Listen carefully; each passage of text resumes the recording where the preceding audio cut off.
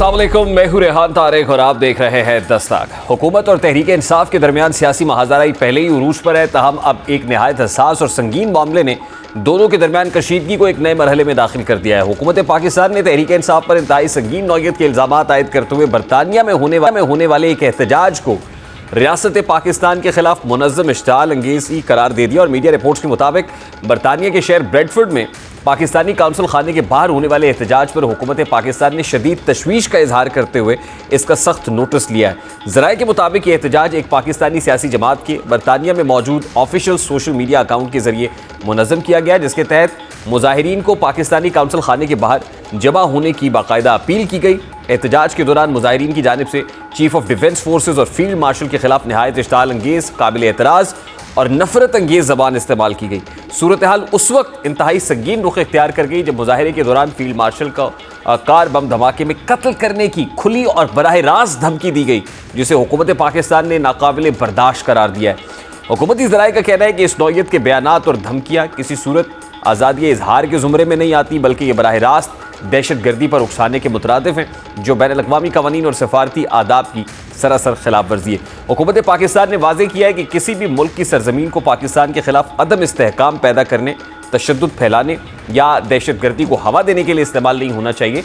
इस हवाले से वज़ीर इत्तलात पंजाब अज़मा बुखारी का कहना है कि बरतानिया, जो खुद को इंसानी हुकूक का लंबरदार कहता है, उसी सरजमीन से ऐसी वीडियो अपलोड होना नहायत तशवीशनाक है, जिसमें बाकायदा देखा और सुना जा सकता है कि पाकिस्तान के चीफ ऑफ डिफेंस फोर्सेस को कत्ल करने की धमकी दी जा रही है। अब हुकूमत पाकिस्तान ने बरतानवी हुकूमत से बाज़ाब्ता मुतालबा किया है कि वो अपनी सरजमीन पर मौजूद शरपसंद और कानून शिकन अनासर के खिलाफ फौरी और मौसर कार्रवाई करे और ऐसे अफराद को कानून के कटहरे में लाया जाए जो तशद्दुद, नफरत और दहशत गर्दी को फ़रोग दे रहे हैं। हुक्काम का कहना है कि पाकिस्तान को तवक्को है कि बरतानवी हुकूमत इस मामले को संजीदगी से लेगी और ज़िम्मेदारान के खिलाफ कानून के मुताबिक सख्त इक़दामात किए जाएंगे। अब एक तरफ सोशल मीडिया कैंपेनिंग है, दूसरी तरफ 9 मई के केसेस हैं इटसेल्फ एक पॉलिटिकल पार्टी के सरबराह के अगेंस्ट, और दूसरी तरफ नेशनल डायलॉग कमेटी और फिर तहरीक तहफ़्फ़ुज़ आइन पाकिस्तान के प्लेटफॉर्म से डायलॉग की एक असर नौ मुज़ाकरात की बात भी हो रही है। Although prime minister of Pakistan मुज़ाकरात का इससे पहले भी कह चुके हैं कि जायज़ मुतालबात पर बातचीत हो सकती है, मुज़ाकरात हो सकते हैं, लेकिन दूसरी तरफ अगर इस अंदाज़ में कैंपेनिंग होगी और उसको एक जो पर्टिकुलर पॉलिटिकल पार्टी है उसके साथ जोड़ा जाएगा, तो फिर ये किसी भी सूरत हालात कैसे कंड्यूसिव हो सकते हैं बातचीत के लिए अक्रॉस द टेबल बैठने के। वज़ीर आला KP के सुहेल आफरीदी साहब पंजाब पहुँचे 3 रोज़ा और यहाँ पर कोट लखपत के कैदियों से मुलाकात भी मुतवक्के है।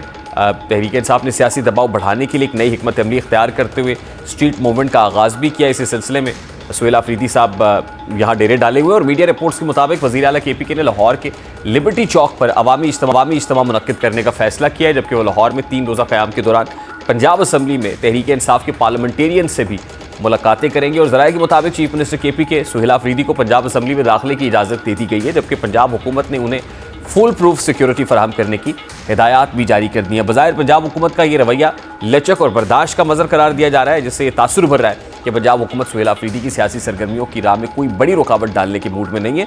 इस हवाले से जो तर्जुमान है पंजाब हुकूमत, वज़ीर इत्तलात हैं अज़मा बुखारी साहिबा, वो सुहेल आफरीदी को पंजाब में खुश आमदीद कह रही हैं। वो पंजाब की तरक्की देखें और वापस जाकर KP में इसको नाफिज भी करें, ये मशवरा भी उनको दिया जा रहा है। इस वक्त वज़ीर ममलकत बराए कौमी सकाफ़त व वर्सा पाकिस्तान मुस्लिम लीग नून के रहनुमा हुज़ैफ़ा रहमान साहब ने हमें ज्वाइन किया हुआ है। अस्सलाम वालेकुम हुज़ैफ़ा रहमान साहब, बहुत बहुत शुक्रिया आपके वक्त के लिए।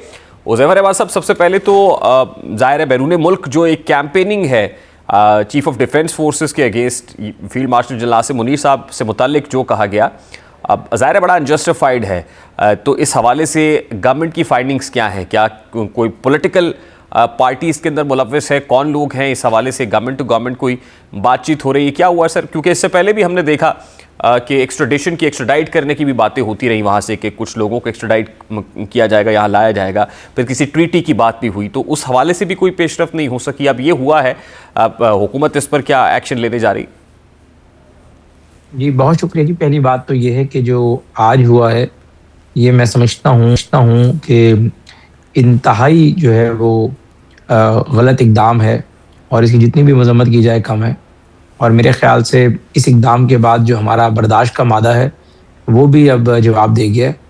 बेसिकली हम समझते हैं कि पाकिस्तान तहरीक इंसाफ इसके पीछे है, क्योंकि पाकिस्तान तहरीक इंसाफ अगर ये कहती है कि वो इसको कंडेम करते हैं या इस तरह की सोच को वो प्रमोट नहीं करते, तो जिनके बानी का जो हैंडल है वो सारा दिन चलता रहता है और अभी मुलाकात ख़त्म नहीं होती, 5-10 मिनट के अंदर अंदर उस पर जो है एक लंबा चौड़ा ट्वीट आप जिसके खिलाफ भी चाहें लग़वियात जो बकवास उस पर लिखनी हो लिख देते हैं। और अब जो है अगर इस किस्म की चीज़ की गई है जो कि शर्मंगेज़ी नहीं बल्कि मैं समझ रहा हूँ दहशतगर्दी के ज़ुमरे में आती है, तो उस पर अगर आप खामोश रहते हैं तो इसका मतलब यही है कि वो सोच जो बानी तहरीक इंसाफ ने अपने वोटर सपोर्टरों और अपने फॉलोअर्स में परवान चढ़ाई थी और उसी सोच के तहत 9 मई हुआ, उसी सोच के तहत माजी में पीटीपी पे हमला हुआ, उसी सोच के तहत आपने माजी में मार्चेस किए, उसी सोच के तहत 26 नवंबर 2024 को शाहराह दस्तूर पर गोलियां चलवाई गई। तो बेसिकली आज ये वही सोच है कि आप किसी भी मुल्क के जो है वो किसी मौजूद शख्सियत के बारे में इस किस्म के अल्फाज का इस्तेमाल करें और इस किस्म की आप घिनौनी हरकत करने की कोशिश करें। तो मैं समझता हूँ कि अगर पाकिस्तान तहरीक इंसाफ जो कि नहीं करेगी, अपने बानी तहरीक इंसाफ ने अपने हैंडल के जरिए इसको कंडेम ना किया और इससे फासला अख्तियार ना किया, तो हम यही समझेंगे कि इन्होंने खुद कराया है। और जो कि 100% ऐसे ही है कि मैं समझता हूं कि जो कुछ बानी तहरीक इंसाफ ने जो आग लगाई थी, आज वही आग है जिसने पूरी पाकिस्तान तहरीक इंसाफ को अपनी लपेट में ले लिया है। जो बयानात अपनी ट्विटर हैंडल पर लगाते रहे हैं, एक्स हैंडल पर, वही बयानात जो है अब उसको जरा कोई नई शक्ल में जरा मुतशद्दिद और दहशतगर्दाना अंदाज में जो है वो प्रमोट किया जा रहा है। अदरवाइज तो जो है वो इस तरह की बात की कोई तवक्को कर ही नहीं सकता। और दूसरी बात यह है कि जब आप किसी भी जिस्म में कैंसर का इलाज करते हैं तो सबसे पहले ये देखते हैं कि ये मर्ज फैला कहाँ से है। तो ये जो आज का जितना भी एपिसोड हुआ ब्रेडफोर्ड में, बेसिकली ये देखना है कि ये इसकी बुनियाद कहाँ से, और बुनियाद इसकी बानी तहरीक इंसाफ से जाकर मिलती है। तो इंशाल्लाह ताला यू विल सी कि हम पाकिस्तान से बाहर भी और पाकिस्तान के अंदर भी इसको पूरा फॉलो करेंगे और इन लोगों के खिलाफ एक्शन लेंगे। पाकिस्तान में तो फौरी एक्शन शुरू होगा और चाहे हमें इनकी जमात को बैन करना पड़ा, अब हमें कोई भी इंतहाई इकदाम लेना पड़ा, हम बिल्कुल बर्दाश्त से काम नहीं लेंगे। जब आप जिसको दिल चाहता है उसको मुंह में डालते हैं, आप मुल्क के जो है वो कौमी सलामती के इदारों के सरबराहान के बारे में, मुल्क के वज़ीर आज़म के बारे में जो आप लग़वियात लिख रहे हैं, इसके बाद तो कोई ऑप्शन ही नहीं है कि इनसे मजीद बातचीत की हम कोई गुंजाइश निकालें या इवन कि इनके खिलाफ जो है कोई जो है वो क्रिमिनल प्रोसीडिंग फर्दर ना इनिशिएट करें। इंशाल्लाह बरतानिया में भी जो बरतानिया का कानून है उसके तहत कार्रवाई करेंगे, जो उनका डेफेमेशन लॉ है उसको भी हम देखेंगे, उसके अलावा क्रिमिनल प्रोसीडिंग भी शुरू करेंगे। लेकिन मैं आपको बताऊं कि इस मर्तबा जो है बानी तहरीक इंसाफ को समझ आएगी और नजर आएगा कि रियासत ने माजी में अगर 2-2.5 साल जो बड़ा दावा करते हैं मैंने सर्वाइव किया, उन्होंने सिर्फ इसलिए सर्वाइव किया कि हमने उनके लिए गुंजाइश निकालते रहे, बार बार सब्र का दामन हमने हाथ से नहीं जाने दिया। लेकिन now enough is enough now. अब इंशाल्लाह ताला बानी तहरीक इंसाफ के हम बिल्कुल इलाज भी करेंगे और इंशाल्लाह ताला जो एक कल्ट है, इस कल्ट का जो है सियासी खात्मा भी करेंगे, क्योंकि बार बार कोशिश कर रहे थे कि शायद ये राय रास्त पर आ जाए। जितना भी अरसा हसन बिन सबा जिंदा रहा, उसने जन्नत और दोज़ख बनाई हुई थी, बड़े बड़े लोग आए उसको तबलीग करने के लिए, वो कायल नहीं होता था। फिर हलाल खान ने आकर उस कल्ट का खात्मा ही किया। तो मैं अब समझता हूँ जिस लेवल पे बानी तहरीक इंसाफ अपने फॉलोअर्स को और अपनी जमात को और खुद को ले गए हैं, इस कल्ट का सियासी खात्मा होगा, कोई और ऑप्शन नहीं है। तो इसका मतलब क्या समझा जाए? जो हम ऐलानात सुन रहे थे पीटीआई पर पाबंदी से मुतालिक, बाकायदा तौर पर पीटीआई को बैन करने जा रहे हैं, और फिर दूसरा नहीं, पाबंदी तो सबसे मिनिमम स्टेप जो है वो पाबंदी होगा। आप मैक्सिमम स्टेप्स देखेंगे। मेरे जैसा अगर जो है वो जो दलील पे मबनी बात करने वाला शख्स, जो हमेशा आपने अक्सर औकात देखा होगा, आप मुझे जानते हैं लंबे अरसे से, मैं हमेशा जो है ठंडी बात करने का कायल हूँ, कोई जारहाना बात नहीं करता। अगर मेरे जैसा बंदा इतना अग्रेसिव हुआ है तो आप ये सोचें कि रियासत के बाकी वुज़रा या बाकी इदारों का इस पर क्या जो है गम गुस्सा होगा। ये नाकाबिले बर्दाश्त है और ये शख्स अपने आप को समझता है कि मैं शायद कोई फिरौन बन चुका हूँ, मैं जिसको चाहूँ मुंह में डालूं। और ये मुसल्लह जिदोजहद, पहले सियासी जिदोजहद को मुसल्लह जिदोजहद में कन्वर्ट कर रहा था, अब तो ये दहशतगर्दाना सरगर्मी में चला गया। और बरतानिया के अंदर अपना जो इंसदादी दहशतगर्दी एक्ट मौजूद है 2006 का, उसमें इस तरह की जो एक्शंस हैं उसको कोई प्रोटेक्शन हासिल नहीं है। बरतानिया में फ्रीडम ऑफ स्पीच है, फ्रीडम ऑफ एक्सप्रेशन है। अब 1215 में मेरे ख्याल से मैग्ना कार्टा लिखा गया था, उसके बाद से लेकर उन्होंने बड़ी बात की है इंसानी हकूक की, फंडामेंटल राइट्स की।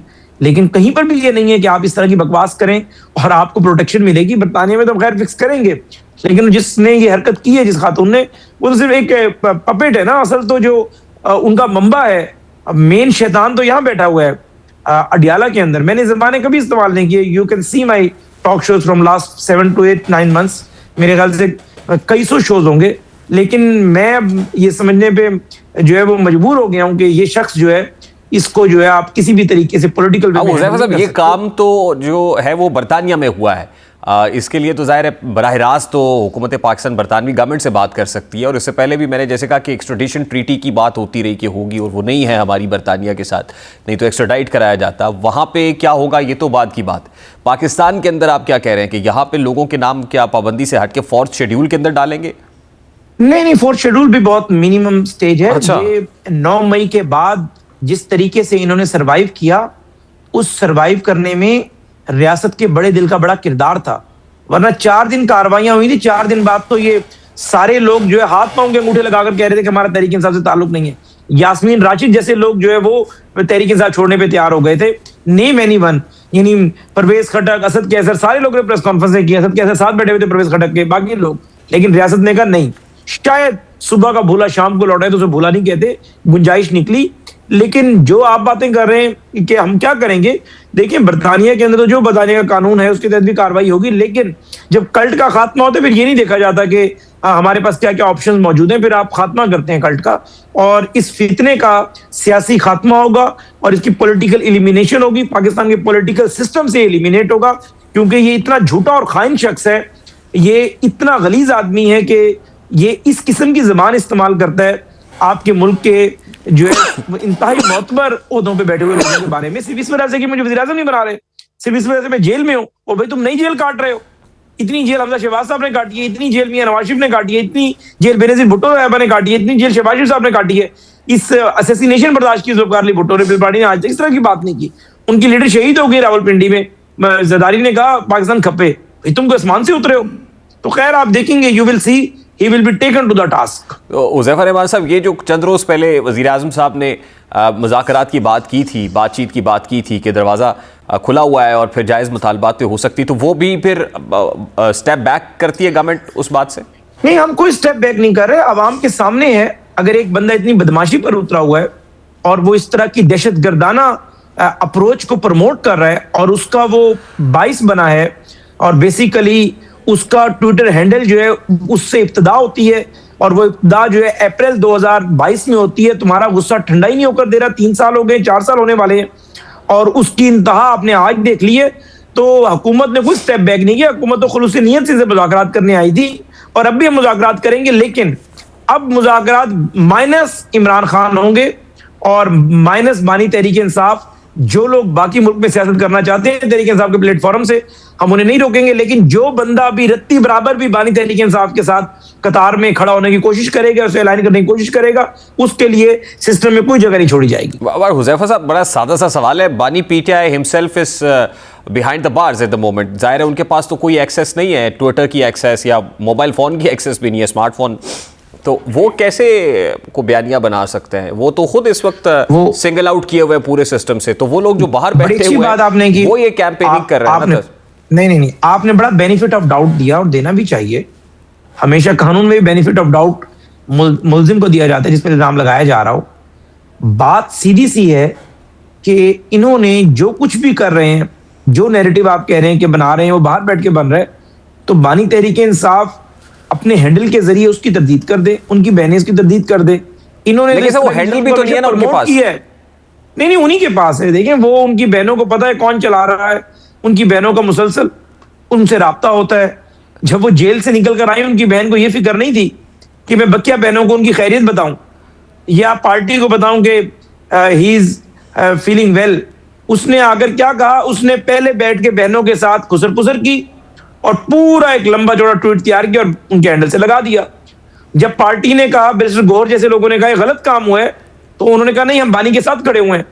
तो बानी तहरीक इंसाफ से आप बिल्कुल इसको अलग नहीं कर सकते, ना डिस्टेंस बानी तहरीक इंसाफ से। सबसे पहले तो फिर वो हैंडल चलाने वालों को आपको रोकना चाहिए या उनको पकड़ना चाहिए कि ये हैंडल, देखिए वो तो मुलाजिम है, वो 10-20-50 हज़ार के पेड मुलाजिम है। बेसिकली जिस शख्स को रियासत ने बड़ी सपोर्ट दी, 18 में वजीर आजम बनाया, 2014 के धरनों में सपोर्ट किया, 2011 में उसको लाहौर में जलसे में सपोर्ट किया, और मुसलसल उसकी सपोर्ट पिछले 25-30 सालों से कर रही है रियासत, और वो उस रियासत के साथ ये सलूक कर रहा है, तो बेसिकली असल मुजरिम जो है वो बानी तहरीक इंसाफ है, और बाकी लोग तो सेकेंडरी हैसियत रखते हैं। मैं नहीं समझता कि अगर कोई ये कहे कि फलां के खिलाफ कार्रवाई कर लें, कार्रवाई जो है टॉप टू बॉटम होती है। ठीक। और अच्छा इस सर, दौर का जो हसन बिन सबा है वो इमरान खान है। सर कोर्ट ऑफ लॉ में तो जाहिर है सब्सटेंशियल एविडेंसेस देने होते हैं ना, तो कोर्ट ऑफ लॉ के अंदर कैसे आप साबित करेंगे कि ये जो एक्टिविटी हो रही है ये बानी पीटीआई करा रहे हैं या बानी पीटीआई खुद इसके अंदर मुलव्वस है?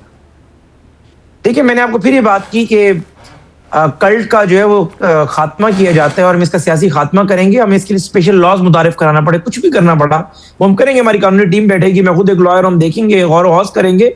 ठीक है, अगर क्रिमिनल प्रोसीजर कोर्ट के अंदर कोई गुंजाइश मौजूद होगी इस शख्स के निकलने की, तो मैं आपको पहले कह रहा हूं कि कल्ट से तो आप कानूनी तरीके से निमट ही नहीं सकते। अगर कल्ट से कानूनी तरीके से निमट सकते होते तो हसन बिन सबा से लोग आर्गू करके उसे कायल कर लेते, हलाकू खान को आने की जरूरत ही ना पड़ती। इससे तो कन्विंस करके आप निमट ही नहीं सकते। इस शख्स ने जो कुछ कर दिया है, जो ये इतना बड़ा फितना परवर इंसान है, ये इससे आप दलील या आप इससे कानून के दायरे में रह के निपटेंगे? इसके लिए तो आपको स्पेशल एक्शंस करना पड़ेंगे। गैर मामूली हालात में गैर मामूली इक़दाम किए जाते हैं। अच्छा हुज़ैफा रहमान साहब, लास्टली देखिए, एक तरफ ये हो रहा है, दूसरी तरफ चीफ मिनिस्टर केपीके को पंजाब में पॉलिटिकल एक्टिविटी करने की इजाज़त मिली है, जो कि खुशगवार बात है, खुशगवार हैरत है कि इस माहौल के अंदर अगर ऐसा हो रहा है या कहीं किसी जगह पे कुछ स्पेस दी जा रही है, तो ये खुला तजाद नहीं? देखिए, बहुत शुक्रिया। बिल्कुल, हमने उन्हें सिक्योरिटी भी दी है, और वो जिन जिन लोगों से मिलने आ रहे हैं उनके शेड्यूल के मुताबिक वो प्रोसीड भी कर रहे हैं। अगर काश ये जो उन्होंने हरकत की है 2-3 दिन पहले की होती, तो शायद सुहेल अफरीदी साहब के लिए भी हम इतना सब्र तहम्मुल का मुजाहरा ना करते। लेकिन एक सूबे के वजीर आला हैं, उन्हें परमिशन दे दी, अब वो आ रहे हैं, ठीक है, अपना विजिट करेंगे, जाएंगे। लेकिन सुहेल अफरीदी साहब भी अगर बानी तहरीक इंसाफ से खुद को डिस्टेंस नहीं करेंगे तो वो भी जो है इससे कॉन्सिक्वेंसेस फेस करेंगे। नहीं, कोई नई कॉम्पोजिशन बनती हुई, कोई माइनस बानी पीटीआई माहौल बनता हुआ नजर आ रहा है आपको? और फिर जो खास तौर पे यहाँ पे नेशनल डायलॉग एक कमेटी बनी है, और फिर कोट लखपत के कैदियों को पे रोल पे रिहा करने का मुतालबा भी किया गया, और वजीर आजम साहब को खत भी लिखा गया, तो क्या अब उन लाइन्स के ऊपर कोई काम तो नहीं हो रहा है सर? मुझे तो तहरीक इंसाफ का शराजा बुरे तरीके से बिखरता हुआ नजर आ रहा है, और जो बाकी लोग बच जाएंगे, शाह महमूद कुरैशी जैसे लोग या बाकी लोग जिन्हें इस मुल्क में जरा रहना है, सियासत करनी है, वो लोग कोई नई जमात बनाएंगे या इसी जमात के अंदर कोई विंग बना देंगे, या इसी पाकिस्तान तहरीक इंसाफ से बानी को निकाल देंगे। वैसे तो अमली तौर पर निकले हुए हैं, कानूनी तौर पर बैरिस्टर गौहर चेयरमैन है, और उनके इलेक्शन को भी इलेक्शन कमीशन ने तस्लीम नहीं किया, दोबारा इलेक्शन होंगे। तो मैं तो, जो मेरा एक सियासी फहम फरासत कहती है, जिस डगर पे ये शख्स चल पड़ा है, ये जहनी मरीज और बेवकूफ़ आदमी जिसका नाम ये जो है वो इमरान खान है, तो मैं तो यही देख रहा हूँ कि ये बंदा जो है अपनी जमात का अपनी आंखों के सामने बिखरता हुआ शराजा ये खुद भी देखेगा और ये कौम भी देखेगी। ठीक, तो कोई तहरीक इंसाफ नजरियाती या तहरीक इंसाफ हकीकी बनने जा रही है सर? नहीं, हम तो नहीं बनाएंगे। जो लोगों ने सियासत करनी है वो बनाएं। आप बनाकर अगर उस प्लेटफॉर्म से सियासत करेंगे तो हम उन्हें क्यों रोकेंगे। लेकिन अगर कोई बंदा पाकिस्तान के खिलाफ जहर उगलेगा, पाकिस्तानियत पर बात करेगा, दहशत गर्दाना अप्रोच को प्रमोट करेगा, वो फिर जो भी हो, चाहे वो बानी तहरीक इंसाफ हो या चाहे उनका वो रहनुमा हो, उससे फिर रियासत आनी हाथों से निपटेगी। बहुत बहुत शुक्रिया हुज़ैफा रहमान साहब, आपके वक्त मुस्लिम लीग नून के रहनुमा वज़ीर ममलिकत हुज़ैफा रहमान साहब हमारे साथ मौजूद थे। एक ब्रेक लेते हैं, ब्रेक के बाद वापस आते हैं।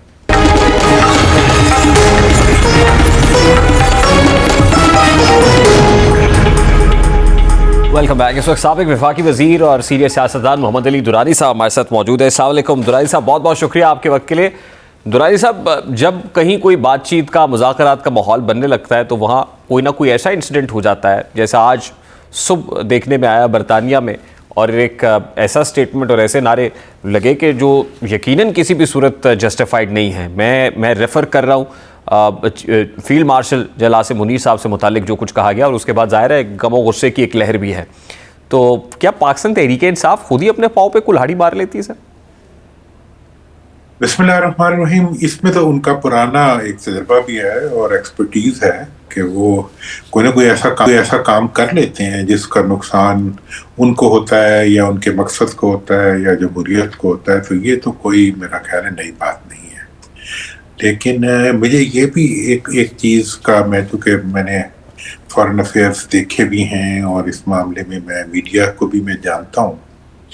इसके ऊपर जो उनका इक़दाम है वो इंतहाई डिस्पेक्टेबल है, नापसंदीदा इक़दाम है और मतलब नाफहमी का इक़दाम है जो भी उन्होंने वहाँ किया है, और बचकाना भी है और बहुत ही तकलीफदेह है। But at the same time जो गवर्नमेंट ऑफ पाकिस्तान ने किया है वो भी मुझे कोई बहुत समझदार वाला इक़दाम नहीं लग रहा है। ऐसी एक्टिविटीज़ को बैकडोर से और अपने जो डिप्लोमेटिक चैनल्स होते हैं उनके ज़रिए किया जाता है। अब ऐसी बुरी बुरी बातों को जो कि मीडिया वैसे करता भी ना, अब अपने डिमार्च के ज़रिए जो है वो बातें सारे मीडिया में नामों के साथ फैल रही हैं, तो ये भी कोई मुझे बहुत अच्छा पसंद, मतलब मैं डिप्लोमेसी नाम ही डिप्लोमेटिक एक्टिविटीज़ का होता है जिसमें कि आप उस चीज़ को हाईलाइट करते हैं जो आपके लिए काबिल कबूल होती है। एक छोटे से एक शरारती लोगों के इक़दाम की वजह से बड़ी बड़ी शख्सियात के ऊपर बात करना और उनसे मुतल्लिक सवालात उठाना, उनके नाम का किसी बुरी जिसे कहते हैं हरकत से मुंसलिक होना, आप मीडिया को समझते हैं। बिल्कुल, but government is taking it so serious sir. मैं अभी थोड़ी देर पहले हुज़ैफा रहमान साहब ये कह रहे थे कि जी बैनिंग पीटीआई तो अब बहुत छोटी बात रह गई है, अब आपको बहुत बड़ा होता हुआ नजर आएगा, दिखाई देगा, बातें नहीं, अब आप देखेंगे कि क्या हो रहा है और फिर महसूस भी किया जाएगा, नडियाला तक जो है वो महसूस किया जाएगा कि क्या होने जा रहा है। देखें, ये बात तो बिल्कुल ठीक है। मतलब वो कहते हैं ना कि वो जो कुछ करना हो वो फिर कहना तो नहीं होता ना, मतलब कहने से जो आपने करना हो वो ज़्यादा बड़ा तो नहीं हो जाता। इसी तरह अब मुझे तो यही हुकूमत के वज़रा पे ही इतराज़ है कि वो बात कहते हैं जो कहने वाली नहीं होती। हाँ भाई, अगर कोई इक़दाम आपने उठाना है तो वो उठा दें। जैसे मैं 9 मई के बारे में भी कहता हूँ, भाई सजाएं दे दें, हम सजा देंगे, ये हो जाएगा। मतलब ये चीज़ें, अब मुझे माफ़ करेंगे क्योंकि मैं बेसिकली पॉलिटिक्स और कम्युनिकेशन दोनों से मेरा ताल्लुक है, तो इसलिए मैं पॉलिटिकल कम्युनिकेशन के पॉइंट ऑफ व्यू से ये बात कर रहा हूँ। और मतलब वो इदारे जो हम सब की पहचान है, हम सब की इज्जत का निशान है, उनके रेफरेंस से जो पॉलिटिकल इनपुट है, जो पॉलिटिकल गवर्नमेंट की तरफ से इनपुट आ रहा है, वो मेरे ख्याल में उनके शाया निशान नहीं है जो जिन शख्सियात के बारे में वो दे रहे हैं। और जो इक़दामात भी कर रहे हैं वो मतलब इज्जत बनाने वाले इक़दामात होने चाहिए। खौफ वाले इक़दामात तो करने वाले होते हैं, खौफ वाले इक़दामात को तो कोई भी, कभी आपने दुनिया में देखा है कि कोई मुल्क जो है वो अपने खौफ के इक़दामात के बारे में तड़ियाँ लगाता फिर नहीं, जो करना होता है वो कर लेते हैं। लेकिन ये मेरा इसके बारे में, बहरहाल ये आपको ये डिफरेंट ओपिनियन लगेगा, लेकिन मेरी ओपिनियन यही है कि इस मामले में हमें अपनी क़यादत को, हमें अपनी मोस्ट वैल्यूएबल लीडरशिप को जो है महफूज करना चाहिए, उनको एक्सपोज नहीं करना चाहिए और लोगों को ये अपॉर्चुनिटी नहीं देनी चाहिए कि वो बिला वजह की बात करें उनके बारे में, बल्कि उनकी रिस्पेक्ट को और उनकी स्टेटस को जो है। लेकिन जी अब आप सड़क पे चलते जा रहे होते हैं, कुत्ता भौंक रहा होता है, अगर आप उसके साथ फटाफट जो है वो एक्शन शुरू कर दें तो आपको उसका फायदा नहीं होता कोई। तो ये आपका पॉइंट ऑफ व्यू अपनी जगह पे जायज़ है सर, लेकिन जाहिर है वो कहते हैं ना एडिंग फ्यूल टू फायर, तो ऑलरेडी जो शोलों से खेल रही थी तहरीक इंसाफ और हुकूमत ने भी फिर प्लान किया हुआ था, कहीं लग रहा था in the back of the mind कि माइनस बानी पीटीआई होने जा रहा है, क्योंकि कुछ ऐसी चीज़ें हुई हैं पिछले कुछ दिनों के अंदर, तो अब लगता है वो कैंपेन ज़्यादा तेज़ हो जाएगी और मतलब हुकूमत means business, like they are going to minus बानी PTI by any means now. देखें जी, वो तो पहले ही माइनस कर दिया हुआ है। देखें ना जी, अभी इस वक्त तो ये है कि मतलब नाम भी कोई भी नहीं, मीडिया भी ये तो इस खाते में उनका नाम आ गया, वरना ज्यादा नाम भी नहीं आता। इसके बाद ये है कि माइनस करना, पार्टी भी खत्म हो गई भी है, इलेक्शनों में भी नहीं वो जीत रहे, ठीक है ना जी। और अब मजीद जो है क्या कुछ आपके ख्याल में हो सकता है? मतलब जेल में पड़े हुए आदमी को सजा दी जाती है, अभी भी वैसे भी 50-60 साल की सजा तो हो चुकी हुई है। मजीद अब वो क्या इक़दामात हैं जो हुकूमती वज़रा सोचते हैं कि जो होंगे तो उसके नतीजे में बहुत ज़्यादा वो हो जाएगी, सक्सेस हो जाएगी। ये मतलब मैं तो देखें, मेरा तो कोई सियासी ताल्लुक है नहीं, मैंने ज्वाइन करनी होती कोई पार्टी तो कर लेता। मैं तो इस वक्त सिर्फ और सिर्फ पाकिस्तान के पॉइंट ऑफ व्यू से सोचता हूँ। मुझे आज भी मेरी पूरी जिंदगी के अंदर अगर कोई प्राइड मिली है तो ये मार्का हक में मिली है, जिसको सोच के मैं जब खामोश बैठा होता हूँ तब भी मुझे एक ईस्ट पाकिस्तान का वो सानिया जिसकी वजह से मेरे वालिद साहब के आंखों से आंसू नहीं रुकते थे, मुझे उसकी कंपनसेशन लगती है। तो अब ऐसी सूरत हाल में उन लोगों को जिन्होंने ये सब कुछ किया है उन्हीं को आप मुतनाज़िया बना रहे हैं, जो सियासी बना रहे हैं वो भी बुरा कर रहे हैं। नहीं देखिए ना दुरानी साहब, आपके साथ हमेशा ये बात होती है कि प्रैक्टिकली ऑपोजिशन भी तो जरूरी होती है, और ऑपोजिशन नजर कोई नहीं आती है। जाहिर है पार्लियामेंट की लेजिटिमेसी के लिए भी और कहीं ना कहीं शायद गवर्नमेंट की लेजिटिमेसी के लिए भी कोई ना कोई ऑपोजिशन होनी चाहिए।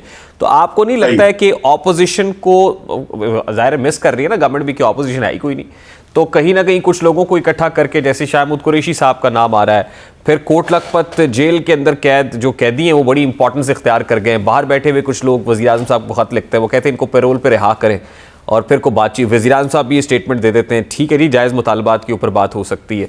तो कहीं पैरेलल कोई अलहदा से कोई ग्रुप एक है जो फंक्शनल होने जा रहा है? देखिए, मैं तो आपको बता रहा हूँ कि मैं कई दिनों से मेरे रिकॉर्ड पे हूँ कि मैंने ये ग्रुप जो डिमांड्स कर रहा है उसमें उसको पॉजिटिव डिमांड, आज भी आप देख लें, आज पंजाब गवर्नमेंट ने कितनी ग्रेस का मुजाहरा किया है जी, कि सीएम के आए हैं उन्होंने उनको छोड़ दिया है। ये वो इक़दामात होते हैं जिनके जरिए कोई माइनस भी हो सकता है और आप प्लस हो सकते हैं। जब आप सिर्फ सप्रेशन को यूज करते हैं या सिर्फ जबानी मतलब बदकलामी के जरिए या जबानी क्लेम्स के जरिए या जबानी लॉन्ग टॉल क्लेम्स के जरिए आप कुछ हासिल नहीं करते। मुझे तो देखें, आज मुझे पहली दफा हुकूमत की तरफ से एक सियासी इक़दाम नजर आया और मैं समझता हूँ कि ये पब्लिक के साथ एक CBM उन्होंने शुरू कर दिया। इसका फायदा PTI को कम होगा, पंजाब गवर्नमेंट को ज्यादा होगा, और प्रोबेबली मियां नवाज शरीफ साहब हो सकता है उनका जहन इसके पीछे काम कर रहा हो, क्योंकि वो एक पॉलिटिकल ब्रेन है। मैं समझता हूँ कि इसी पैटर्न को, जो कि कहीं कोई वो लूज नहीं कर रहे, वो अपना किसी को सड़कों के ऊपर पत्थर मारने की इजाजत नहीं दे रहे और ना होनी चाहिए। पाकिस्तान की मईशत इस वक्त डिमांड करती है कि आप एक ऐसा माहौल बनाएं कि जिसमें इन्वेस्टमेंट इनकरेज हो। PIA वाली एक पॉजिटिव डेवलपमेंट हुई है। इन चीज़ों को रीइंफोर्स करने के लिए आपको मुल्क में एक माहौल बनाना पड़ेगा।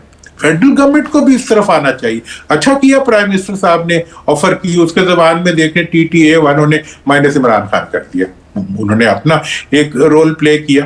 तो अब ये जो जब आप कोई पॉलिटिकल मूव करेंगे तो पॉलिटिकल फायदे लेंगे, अगर आप सिर्फ जंगी कैफियत तारी करेंगे तो फिर उसमें आपको सियासी फायदे नहीं होंगे। यही बात मैं तो बिल्कुल तो उन तमाम चीजों को जिनके जरिए नतीजे में मुल्क के अंदर एक कूलिंग, और ये जो फवाद ने बात की है और ये जो पैरोल पे रिहाई की बात की है, देखिए हमेशा जब मुज़ाकरात होते हैं सियासी लोगों को पैरोल पे रिहा किया जाता है और रिहाई के बाद जो है। ठीक है दुरानी साहब, मुझे ब्रेक लेने का कता कलामी के लिए माजरत। मोहम्मद अली दुरानी साहब हमारे साथ मौजूद थे, बहुत बहुत शुक्रिया आपके वक्त के लिए। एक क्विक शॉर्ट ब्रेक लेते हैं, ब्रेक के बाद वापस आते हैं।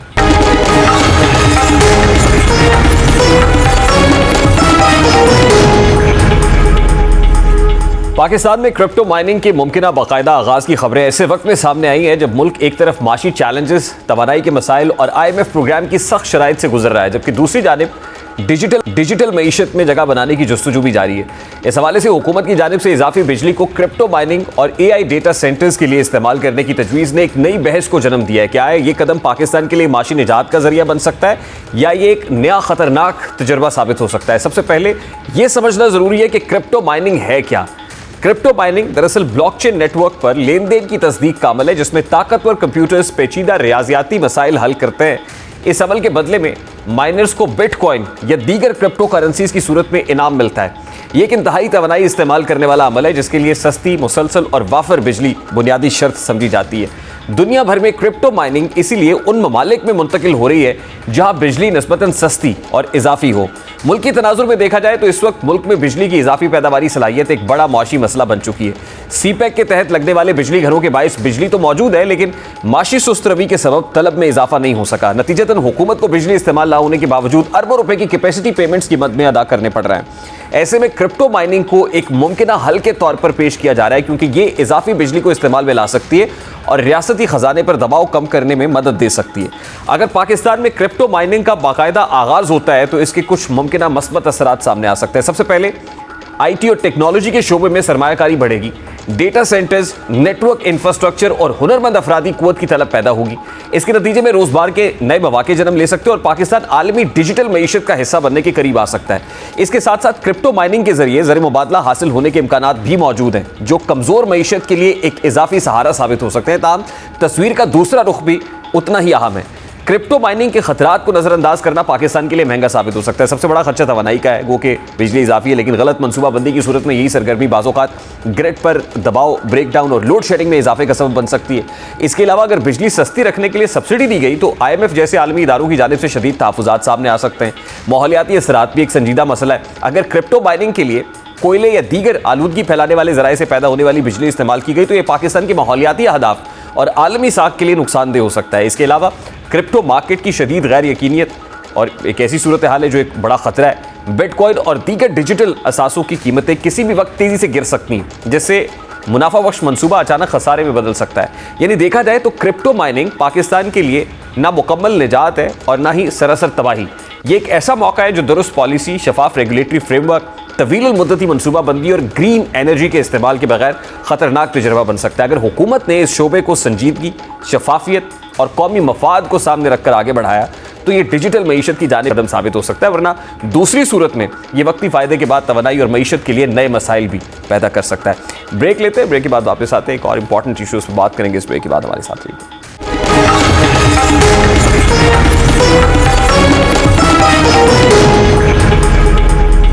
पाकिस्तान और मुत्तहिदा अरब अमारात के ताल्लुकात में एक अहम पेशरफ्त उस वक्त देखने में आई जब मुत्तहिदा अरब अमारात के सदर शेख मोहम्मद जायद बिन नहयान सरकारी दौरे पर आज पाकिस्तान पहुंचे। नूर खान एयरबेस पर उनका पुरतपाक इस्तकबाल किया गया, जहाँ वज़ीर आज़म शहबाज शरीफ, वज़ीर ख़ारजा इसहाक डार और वज़ीर दाखिला मोहसिन नकवी समेत वफाकी काबीना के अरकान मौजूद थे, जबकि chief of defence forces field marshal Syed Asim Munir की मौजूदगी ने भी इस दौरे की अस्करी और स्ट्रेटेजिक इंपॉर्टेंस को उजागर किया। ये बतौर सदर मुत्तहिदा अरब अमारात उनका पाकिस्तान का पहला सरकारी दौरा था। इस दौरे के दौरान सदर मुत्तहिदा अरब अमारात की वज़ीर आज़म शहबाज शरीफ से मुलाकात भी हुई और इस मुलाकात में पाकिस्तान और UAE के दरमियान देरीना बरादुकात को मज़ीद मुस्तहकम बनाने पर तबादला ख्याल किया गया। दोनों रहनुमाओं ने जारी ताउन के शोबाजात में पेशरफ्त का जायज़ा लिया। मुख्तलिफ शोबों में रवाबित को मज़ीद गहरा करने के इम्कानात पर गौर किया गया।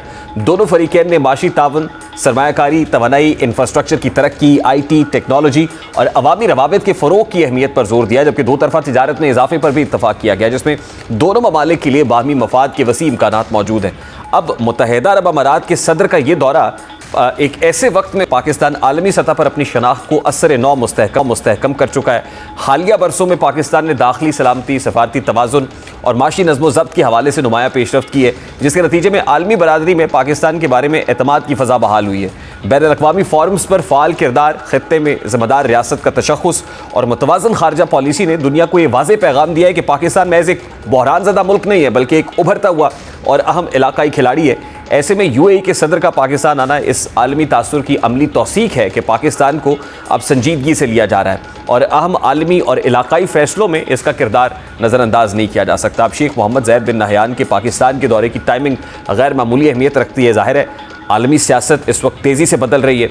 मशरिक़ वस्ता में कशीदगी, यूक्रेन जंग के असरात, तवानाई की आलमी मंडी में गैर यकीनी सूरत हाल और बड़ी ताकतों के दरमियान बढ़ती हुई मुसाबकत ने दुनिया को नए इत्तेहाद और शराकतदारों की तरफ धकेल दिया है। ऐसे माहौल में पाकिस्तान और UAE का करीब आना इस बात की अलामत है कि दोनों ममालिक खित्ते में अमन, इस्तेहकाम और इक़्तिसादी ताउन को अवलीन तरजीह देते हैं।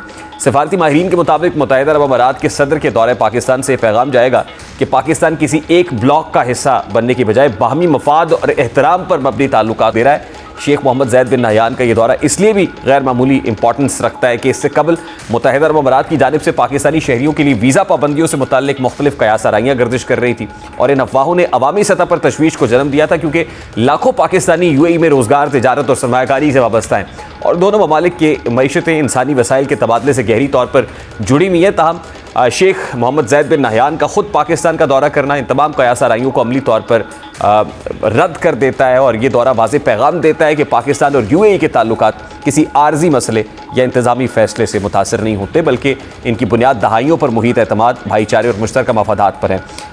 उम्मीद है कि इस दौरे को उस अंदाज में मटीरियलाइज और कैपिटलाइज भी किया जाएगा जिसकी तवक्को दोनों जानिब से की जा रही है। प्रोग्राम का वक्त अपने इख्तिताम को पहुंचा। आपसे मुलाकात होगी इंशाल्लाह अगले हफ्ते। अपना रखिए ख्याल। अल्लाह हाफ़िज़।